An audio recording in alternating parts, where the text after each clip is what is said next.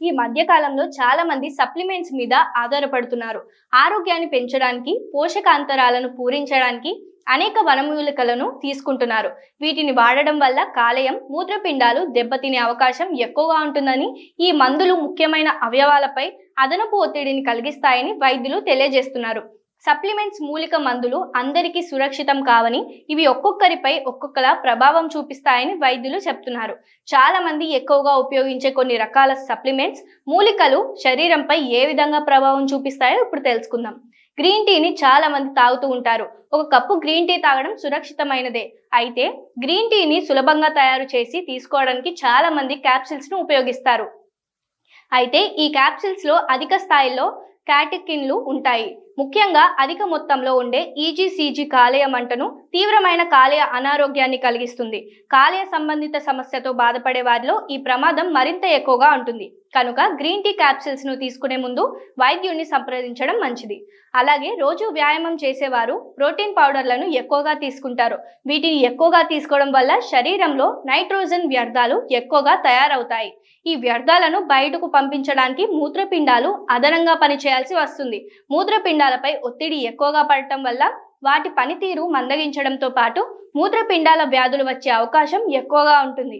కండరాల పెరుగుదలకు protein powder అవసరమైనప్పటికీ అతిగా తీసుకోవడం వల్ల మూత్రపిండాలు అనారోగ్యానికి గురయ్యే అవకాశం ఎక్కువగా ఉంటుంది. కొవ్వులో కరిగే విటమిన్ ఏ, డి, ఈ, కే వంటి వాటిని కూడా ఈ మధ్య కాలంలో చాలా మంది తీసుకుంటున్నారు. వీటిని ఎక్కువగా తీసుకోవడం వల్ల కొవ్వు కణజాలాల్లో అధికంగా నిల్వ చేయబడతాయి.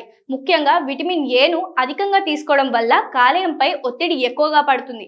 మూత్రపిండాల వ్యాధులు ఉన్నవారు వైద్యుడిని సంప్రదించకుండా ఈ విటమిన్లను తీసుకోకపోవడమే మంచిది. అలాగే ఐరన్ సప్లిమెంట్స్ వాడకం కూడా పెరిగిందని చెప్పవచ్చు.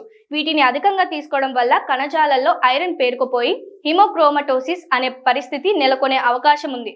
దీనివల్ల అవయవాల పనితీరు తగ్గుతుంది, దీర్ఘకాలిక నష్టం కలుగుతుంది. అలాగే కాంఫ్రే వంటి హెర్బల్ మూలికలను ఉపయోగించే వారు కూడా జాగ్రత్తగా ఉండాలి.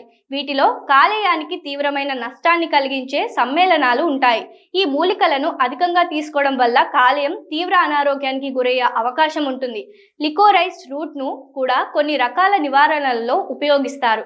దీనిని అధికంగా వాడటం వల్ల పొటాషియం స్థాయిలు తగ్గుతాయి, రక్తపోటు తగ్గుతుంది. మూత్రపిండాలు, గుండె జబ్బులతో బాధపడే, అంతర్లీన ఆరోగ్య సమస్యతో బాధపడే వారికి ఇది మరింత ప్రమాదకరంగా ఉంటుంది. అదేవిధంగా డిటాక్స్ కొవ్వును కరిగించే సప్లిమెంట్స్ త్వరిత ఫలితాలను ఇస్తాయి. అయితే ఇవి కాలేయ జీవక్రియ ప్రక్రియను, మూత్రపిండాల వడపోత ప్రక్రియను మందగించేలా చేస్తాయి. వీటిని అధికంగా వాడటం వల్ల కాలేయంపై తీవ్ర ఒత్తిడి పడుతుంది. కాలేయ వ్యాధులు ఉన్నవారు మరింత ప్రమాదానికి గురయ్యే అవకాశం ఉంది. సప్లిమెంట్స్ ను, మూలికలను తీసుకోవడం మంచిదే అయినప్పటికీ వీటిని తగిన మోతాదులో వైద్యుడి సూచనల మేరకు ఉపయోగించడం మంచిది.